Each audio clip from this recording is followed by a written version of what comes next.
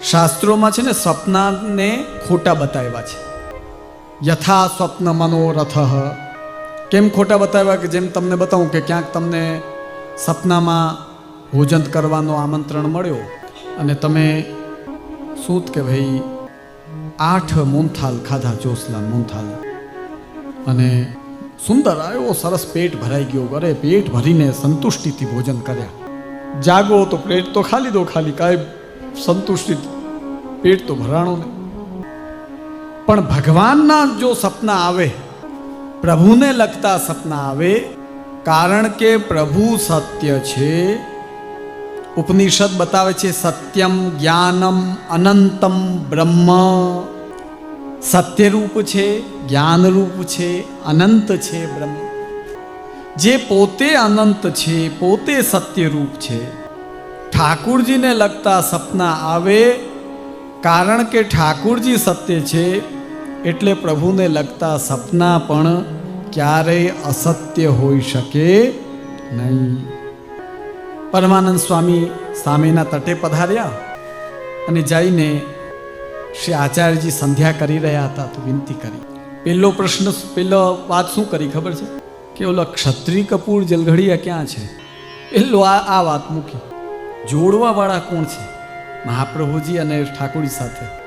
જોજો વૈષ્ણવ, જે વૈષ્ણવ આપણને સાચું જ્ઞાન આપી, સાચો રસ્તો બતાવી, કોઈ ઊંઠા ન ભણાવ્યા વિના ઠાકુરજી સાથે જોડે, તો તે વૈષ્ણવમાં સ્નેહ અવશ્ય કરવો, કારણ કે આપણને એ પ્રભુ સાથે મેળવે છે, સાચો રસ્તો બતાડે છે, ઊંઠા નથી ભણાવતો. તરત આચાર્યજી આજ્ઞા કરી કે તો સેવામાં છે. હવે સમજવાનો વિષય છે વૈષ્ણવ, કે શરણે આવવાના કેટલા પ્રકારો છે. હમણાંના સમયમાં લોકો શરણે કઈ રીતે આવે, બ્રહ્મ સંબંધ કઈ રીતે લે. ગામડામાં અમારે આ પરંપરા જોવામાં આવે કે હેલો પડે ગામડામાં. હવે તો ગામડામાં કોઈ રહેતું નથી, બહુ બધા શહેરવાસી થઈ ગયા. શહેરવાસીના મૂડ શહેરવાસી જેવા હોય, ગામડાના મૂડ ગામડા જેવા હોય, ને મહાનગરના મૂડ મહાનગર જેવા હોય. તો સ્પષ્ટ વાત છે. આ 3 પ્રકારની ફોર્મ જોવા મળે. ગામડામાં અમને યાદ છે કે બ્રહ્મ સંબંધ હોય એટલે તરત હેલો પડે કે ભાઈ જેને જેને લેવાનું હોય એ બધા કાલે યા આજે રાતે ન લેતા કાંઈ, અને બીજે દિવસે સવારે પણ ન લેતા, અને બ્રહ્મ સંબંધ માટે આવી જજો. હવે જોજો, બ્રહ્મ સંબંધ માટેની ટેસ્ટ શું, કે ભાઈ આ લાયક છે. બધી જગ્યાએ હોય ને તમારે યોગ્યતાનો પેમાનો તો હોવો જોઈએ ને. તમે લૌકિક વ્યવહારમાં પણ કોઈ વ્યક્તિને જ્યારે પોતાના સાથે જોડો, અહીં સુધી કે જીવનમાં પણ વિવાહ આદિ કરવા માટે પણ કોઈ વ્યક્તિ સાથે જ્યારે આપણે જોડાઈએ, તો સમજદાર વ્યક્તિ હોય એ શું કરે કે ભાઈ જૂના જમાનામાં તો ઓલા જઈને સીધો ચાંદલો કરી આવતા, અને ઘરે આવીને ઓલો છોકરો હજી બિચારો બહારથી આવ્યો ને, ક્યાં ગયો હતો કે ફલાણા. એ કે ઓલા ફલાણા ઘરે તારું નક્કી કરી આવ્યો છું. એ કે શું કયો છો? એ કે થઈ ગયું, હું ચાંદલો કરીને આવી ગયો, એટલે હવે તારે તો કે લગ્નનું કે 2 મહિના પછી ગોઠવાઈ ગયા છે ને તારીખ નક્કી કર્યો. અરે આવા જૂના વડીલો તો પૂછો, એ બધા બિચારા ભુક્ત ભોગી છે આ બધું. કે બાપા જઈને નક્કી કરી આવે, કાંઈ ઇન્ટરવ્યુ ને કાંઈ યોગ્યતાનો પૈમાનો હોય નક્કી નહીં. હસ્તમેળાપમાં આવીને સામે બેસે ત્યારે ખબર પડે કે ઓહો આ સ્વરૂપને મારે સાચવવાનો છે, ઓહો એમ. પણ હવે જમાનો બદલી ગયો. હવે જમાનો બદલી ગયો. હવે ભાઈ અમે તો પેલા વાતચીત કરશું, પછી ઓર જમાનો આગળ વધ્યો કે અમે તો પેલા ફોનમાં વાત કરશું થોડા દિવસ પછી નક્કી કરશું, બાકી નહીં. કુલ મિલાવીને કહેવાનો મતલબ કે મનુષ્યની બુદ્ધિ એવી તો થઈ જ ગઈ છે કે યોગ્યતાનું આકલન એ કરીને પછી જ નિર્ણય કરે છે કે હા આ બરાબર છે. હવે અહીંયા સ્થિતિ કેવી છે કે વૈષ્ણવ આવ્યો, સીધો એને ઠાકોરજી સામે શરણે કરાવો, બ્રહ્મ સંમત દેવડાવી દો. હવે પ્રભુ આજ્ઞા કરે કે પેલા યોગ્યતાનું આકલન તો કરો. પ્રશ્ન તો થાય કે નહીં? ક્યાં પરબ્રહ્મ ભગવાન ને ક્યાં સ્વભાવથી જીવ દુષ્ટ? સ્વરૂપથી નહીં, સ્વભાવથી છે કે નહીં? કોઈ મેળ જ નહીં. આકાશ પાતાલની દૂરી, મહાદોષયુક્ત જીવ ને નિર્દુષ્ટ દોષથી ભિન્ન પૂર્ણ રસરૂપ ભગવાન કેમ મેળ થાય? આચાર્ય શ્રી મહાપ્રભુજીએ બહુ સુંદર એનો એક આકલન બતાવો. સૌથી પહેલા તો સાત્વિક હોવો જોઈએ. ધ્યાન દેજો વૈષ્ણવ, સાત્વિકાહ ભગવદ ભક્તાહ યે મુક્તૌ અધિકારિણઃ ભવાંત સંભવા દેવા તેષામ અર્થે નિરૂપ્યતે. શ્રી મહાપ્રભુજીએ પ્રથમ પેમાનો શું નક્કી કર્યો? સાત્વિક હોવો જોઈએ. સાત્વિક એવો ભગવદ ભક્ત. તો બધા તો સાત્વિક હોતા નથી. આપણે હમણાં નજર કરવા જાઓ તો બહુ ઓછા લોકોમાં સાત્વિકતા મળે. સાત્વિકતા કેટલા પ્રકારની હોય? વિચારોની સાત્વિકતા, સંગની સાત્વિકતા, ભોજનની સાત્વિકતા, વાણીની સાત્વિકતા. વાણી જ અખડ હોય, વાણીમાં તામસતા જ, બધા સાથે ઝઘડા, બધા સાથે મગજમારી, એ ઉત્તમ લક્ષણ નથી. ભોજનમાં સાત્વિકતા, લસણ ડુંગળી આદિ ન ખાતા હોય તો આપણા વૈષ્ણવ તો સૌથી વધારે. બોલો, માફ કરજો.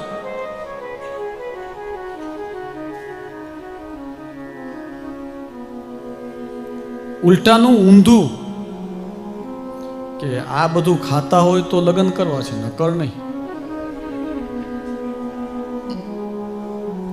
યાને કે અધર્મ કરતો હોય તો વધારે ગમે, ધર્મ કરતો હોય તો ઓછો ગમે.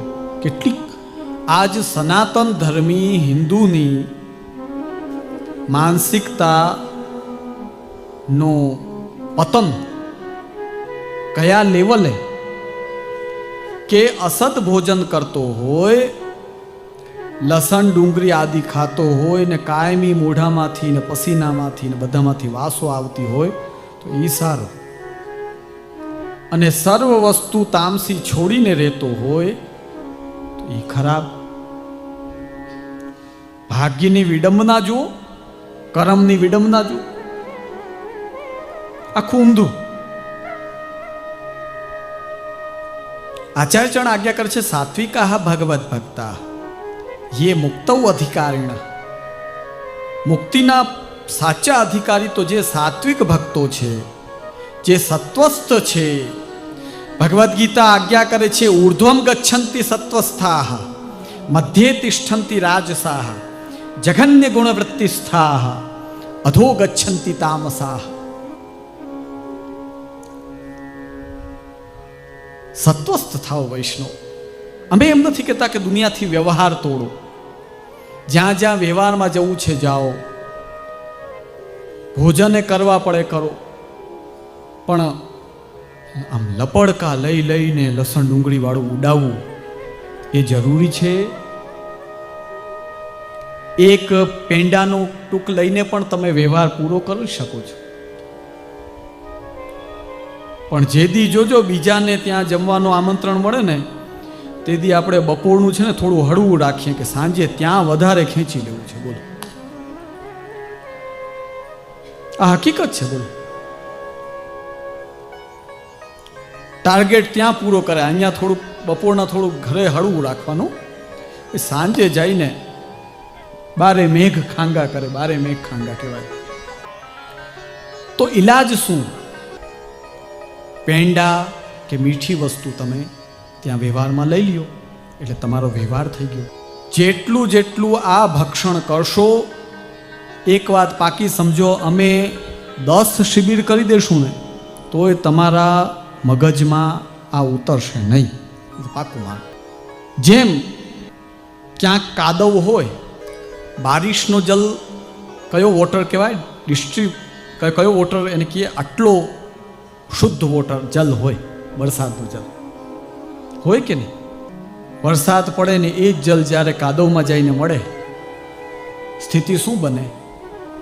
આટલો શુદ્ધ જલ એમાં જઈને પાછો સ્વરૂપ કાદવના સ્વરૂપમાં જ ફેરવાઈ જાય. એમ જો આ બધું ખાતા રહ્યો ને કહે કે ભાઈ અમે ભગવાનનું નામ એ લઈએ ને પ્રવચન સાંભળીએ. સપ્તાહના બહુ શોખીન આપણા ગુજરાતી, જ્યાં સપ્તાહ હોય ત્યાં પહોંચી જાય, એકેને ફળતી નથી. એટલે બોલાવીને પૂછે કે ભાઈ તે કેટલી સપ્તાહ સાંભળી? એ કે અમે 22 સપ્તાહ સાંભળી. આખી? એ કે તારા મોઢા ઉપર એક સપ્તાહ ફળી નથી હજી. કારણ કે આપણા હોજરીમાં એવી વસ્તુઓ પડે છે કે એની અસર મન બુદ્ધિ ઉપર એટલી બધી વિપરીત હોય છે કે આટલું ભગવદ નામ શ્રવણ થતા છતાં પણ એ હૃદયસ્થ હૃદયારૂઢ થતું. શ્રી મહાપ્રભુજી વખતે તો મહાપ્રભુજી જીવને મોઢું જોવે ને એટલે સમજી જતા કે આ કેટલો લાયક છે. પણ આ સમયમાં અમે સ્પષ્ટ આજ મોઢે કહીએ છીએ તમને, મહાપ્રભુજી જેવી યોગ્યતા અમારા જેવા પામર જીવમાં નથી કે અમે સમજી શકીએ મોઢું જોઈને કે આ તરત સેવા કરવા લાગશે. એટલે આચાર્ય ચરણે એક રસ્તો બતાવ્યો કે મારા પછીના જે ગુરુઓ બનશે કે આચાર્યો હશે એમણે ઓળખવા કેમ? તો એના 2 પૈમાના નક્કી કર્યા. એક તો સાત્વિકતા, બીજી માર્ગ રુચિ. ધ્યાન દેજો, ભગવત કૃપા પરિજ્ઞાનમ માર્ગ રુચ્યા નિશ્ચિયતે. ભાઈ ભગવત કૃપા આની ઉપર છે ને આ બ્રહ્મ સંબંધને લાયક છે. આની પહેચાન ક્યાંથી થાય? માર્ગ રુચિ ઉપરથી. ભાઈ પુષ્ટિ માર્ગ ગમે છે. હવે જો આમાં કેટલા અમુક વૈષ્ણવ નથી પણ એને માર્ગ રુચિ છે કે નહીં સારું આ સત્કાર્ય થાય છે તો અમે સાંભળવા આવશું, અમે સાંભળશું. મને ખબર છે ઘણા વૈષ્ણવ નથી આમ, જેમને પુષ્ટિ માર્ગથી કોઈ લેવા દેવા નથી, પણ ગ્રુપના છે ને આમંત્રણ મળ્યું છે ને વૈષ્ણવ સમાજને સારું લાગે, સોસાયટી વાળા છીએ, હાજરી આપવી જોઈએ. હું છે ને બધું તમને જમીની હકીકત જ બતાવીશ, જોજો. કેમ કે અમે ભલે તમારી લોકો વચ્ચે રહેતા નથી પણ બધાની શું સ્થિતિ હોય બધી અમને ખબર હોય. ને આવીને બેસી ગયા પછી મજા આવી રહી છે કે વાહ બરાબર આમ ઉતરે છે મગજમાં, આનંદ આવી રહ્યો છે તો બેઠા છીએ, કાંઈ વાંધો નહીં. હજી પાછા પ્રસાદે બાકી છે, મને જમવાનું બાકી છે. તો મૂળ કાર્ય છોડીને કેમ જાવું? તો ભગવત કૃપા પરિજ્ઞાનમ માર્ગ રુચ્યા નિશ્ચિયતે. અમે તમને બ્રહ્મ સંબંધ આપીએ, તમે માંગવા આવો ત્યારે, કોઈની પ્રેરણાથી આવો ત્યારે, સત્સંગમાં બેસો ને ઈચ્છા થાય ત્યારે, ધરાર કોઈને પકડીને અમે નથી કહેતા કે તું હમણાં ને હમણાં ઇન્સ્ટન્ટ લે બ્રહ્મ સંબંધ.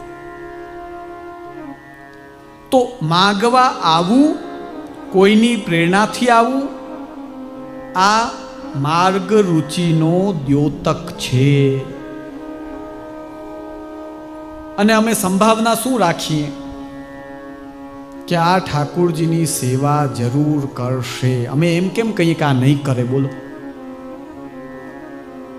આપણે કોઈ દીકરીને દીકરા સાથે પરણાવીએ, શું ભાવના રાખો તમે? આ મારી દીકરીને બહુ સાચવશે, ખૂબ પ્રેમ આપશે, ફૂલની જેમ રાખશે, પૈસે ટકે કોઈ દી આને તકલીફ નહીં પડવા દઈએ, આને કોઈ દી દુઃખી નહીં કરે. બોલો, બધા કન્યાદાન કરો ત્યારે શું વિચારીને કરો? કોઈ એમ વિચારીને કરે કન્યાદાન કે આ છોકરો આને બહુ દુઃખ દેશે એટલે હું કન્યાદાન કરું છું? કોઈ એમ વિચારીને ન કરે. એમ જ અમે પણ જ્યારે તમે બ્રહ્મ સંબંધ માંગવા આવો તો અમે એ જ વિચારીને બ્રહ્મ સંબંધ આપીએ કે માંગવા આવ્યો છે એટલે આને માર્ગમાં રુચિ છે, અને માર્ગમાં રુચિ છે તો એક દિવસ આ સેવા અવશ્ય કરશે. અને મહાપ્રભુજી ઉપર ભરોસો રાખી. જો આ પેમાનો નક્કી ન કરીએ તો અમે બ્રહ્મ સંબંધ આપી જ ન શકીએ. ઓળખવો કેમ જીવને? આપણા પાસે હું કહું ને ઓલો ડિટેક્ટર થોડી છે કે આ દૈવી જીવ છે કે આ સેવા કરશે આ કરશે. નથી. કોઈનું તે તરફ ખેંચાવું, આવવું, લેવાની ઈચ્છા જાગવી, બ્રહ્મ સંબંધ લઈને કંઠી પહેરવી અને યથાશક્ય ધર્મનું પાલન કરવું, આટલા લક્ષણો પણ અમારા માટે ઇનફ છે, ઘણા છે. તો વૈષ્ણવજનો, શ્રી મહાપ્રભુજી તો આપ ઓળખી જતા. આજના સમયમાં આ રીતે પરીક્ષા થાય અને બ્રહ્મ સંબંધ દેવામાં આવે છે. પ્રત્યેક બાલક આ રીતે દે છે. કવિઓમાં પણ એવા હોય કે જે બાલ્યાવસ્થાથી જ કવિતામાં ચતુર હોય. પરમાનંદદાસજી કવિત્વમાં બહુ ચતુર હતા. અનેક પદ બનાય કે ગાવતે, સો સ્વામી કહેવાતે ઓર સેવક હું કરતે. એવા સુંદર સુંદર પદ બનાવે એટલે બધા એમને સ્વામી કહીને બોલાવતા અને પોતે પાછા કંઈ પણ મંત્ર દઈ ને પોતાના શિષ્યો પણ બનાવતા. આપણા ભારતીય ઇતિહાસમાં એવી પરંપરાઓ છે, સ્વતંત્ર પરંપરા કહેવાય, જેમાં સિંગલ વ્યક્તિ એ જ એક પ્રકારે શિષ્યો બનાવે અને એનો પંથ ચાલે. એને શું કહેવાય? પંથ. 84 વૈષ્ણવમાં ઘણા બધા એવા વૈષ્ણવ છે કે જેમણે પાછા પોતાના શિષ્યો બનાવે છે. सूरदासजी बनाव्या. सो परमानंद दास के साथ समाज बहुत अनेक गुणी जन संग रहते. मोटू समाज रहते, गुणीजनों साथे रहता. एक समय कनौज में अकाल पड़ियो, सो हाकिम की बुद्धि बिगड़ी, सो गांव में सो दंड लियो और परमानंद दास के पिता को सब द्रव्य लूटी लियो. अकाल पड़्यो ने हाकिम की बुद्धि बगड़ी ने बधाने लूटी लीधा. परमानंद दास ना पिता ने पण लूटी लीधा. तब माता पिता बहुत दुख पाए के परमानंद दास को कहे, जो हम तेरो ब्याह हूं न कर पाए और सब द्रव्य यूं ही गयो. अमे तारो लग्न न करी शक्या ने बधु द्रव्य गયું. तासो अब तू कमाए को उपाय कर, सो काहे ते जो तू गुणी है और तेरे द्रव्य बहुत आवत है, सो तू वा द्रव्य को इकठोरे करे तो हम तेरो ब्याह करें. હવે અમારી પાસે કાંઈ નથી. તું ગુણી છો, તારે દ્રવ્ય પણ બહુ આવે છે, તું મહેનત કર અને ભેગું કર રૂપિયો, તારા લગ્ન કરી દઈએ. तब परमानंद दास ने माता पिता सो कहो, जो मेरे तो ब्याह करनो नहीं है और तुमने इतनो द्रव्य भेलो करी के कहा पुरुषार्थ कियो, सगड़ो द्रव्य यूं ही गयो. तासो द्रव्य आय को फल यही है, जो वैष्णव ब्राह्मण को भोजन करावनो. परमानंदासजी કહે કે આપણામાં છે જ ને પરંપરા, વૈષ્ણવને પ્રસાદ દેવડાવો. કંઈ પણ નાનું મોટું હોય એટલે અમારે સૌરાષ્ટ્રના વૈષ્ણવ તો એક ગજબનું સુખ. નાની વાત આવે કે શું કે ભાઈ ચલો એક નાની દુકાન કરિયાણાની કરવી છે, કે ચાલો તો રાસ કરો ને આનંદ કરો, વૈષ્ણવ પ્રસાદ લેવડો. કાંઈ મોટી ઝંઝટ ઝઘડો કાંઈ નહીં. પ્રભુને અરોગાવો, ગુરુદેવની આજ્ઞા લ્યો, વૈષ્ણવને પ્રસાદ લેવડાવો અને ભગવત નામ લ્યો. कोई विधि कांई झंझट नहीं. तासो मैं तो द्रव्य को संग्रह कबहू नहीं करूंगो और तुम खाएवे लायक मोसो नित्य अन्न लेहूं और बैठे बैठे श्री ठाकुर जी को नाम लियो करो. जो अब निर्धन भय हो, तासो अब तो धन को मोह छोड़ो. એટલે તમે હવે બીજી ઝંઝટ છોડો. આ મેં હતું એ ગયું. હવે જો આનાથી સમજવાનું છે કે જેને ઠાકુરજી આપે ને પછી ગાડી ગોટાળે ચઢે ને તો ભગવાનના ચરણ પકડી લેવા, બીજી માથાકૂટમાં પડાય નહીં. સીધો સીધો રસ્તો બતાવું છું. જામીને અષ્ટાક્ષર, પંચાક્ષર અને ષોડશ ગ્રંથ કરો. જોજો એક વાત પાકી માનો વૈષ્ણવ, આપણા પ્રભુ એટલા કૃપાળુ છે કે સાચે આપણને જો વસ્તુની જરૂર છે ને તો ઠાકુરજી આપવાના જ છે, એ ક્યારે હણવાના નથી. પણ જેની જરૂર નથી તેની પાછળ આપણે પડીને જ્યારે માંગીએ ને ન મળે તો સમજવાનું કે આ માટે આપણે યોગ્ય નથી. તબ પિતાને પરમાનંદ દાસો કહ્યો, જો તું તો વૈરાગી ભયો, તેરી સંગતિ વૈરાગીન કી હૈ, તાસો તેરી એસી બુદ્ધિ ભઈ હૈ. હવે તો ઘણો સારો જમાનો છે વૈષ્ણવ. હવે તો તમારા બચ્ચાઓ જરાક આમ ધર્મ તરફ વળે ને તમે રાજી થાવ કે જે હમણાંથી આ આવડો નાનો કેટલો ભાવ આને, ને પછી થોડો મોટો થાય ને થોડોક ઓછો ભાવ થઈ જાય, ત્યારે પાછા ડરો કરે આ તો પાછો ઓછો ભાવ થઈ ગયો આને. આવું ઘણી જગ્યાએ થાય. પહેલા ખૂબ એને ચગાવે કે આને તો બહુ ભાવ, પછી ઉતરી જાય. હવે જો તમે દુઃખ ના લગાડતા, તમે અમારા જ છો બધા, પણ અહીંયા અમારા ભિવંડીના વૈષ્ણવનું એવું જ છે બધાનું. પરમાનંદ દાસજીએ કહ્યું,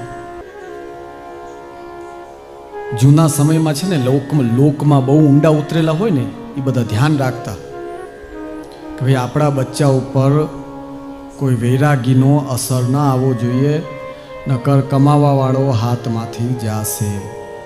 ડરતા કે ભાઈ આ લોકોની અસર થઈ જશે તો ક્યાંક એક આ છોકરો કમાવાવાળો છે એ જશે હાથમાંથી, એટલે વૈરાગીઓની અસર ના આવવા દેતા, बचावीने राखे. और हम तो गृहस्थी हैं, तासो हमारे धन जोड़े बिना कैसे चले, जो कुटुंब में ज्ञाति में खर्चे तब हमारी बड़ाई होए. पाछे पिता धन के लिए पूरब गयो, तहाँ जीविका न मिली तब दक्षिण को गयो, और तहाँ द्रव्य मिलियो सो तहाँ रहो. और परमानंद दास ने अपने घर कीर्तन को समाज कियो, और गाम गाम में प्रसिद्ध भये. और परमानंद दास गान विद्या में परम चतुर हते. पुष्टि मार्ग में वैष्णव होय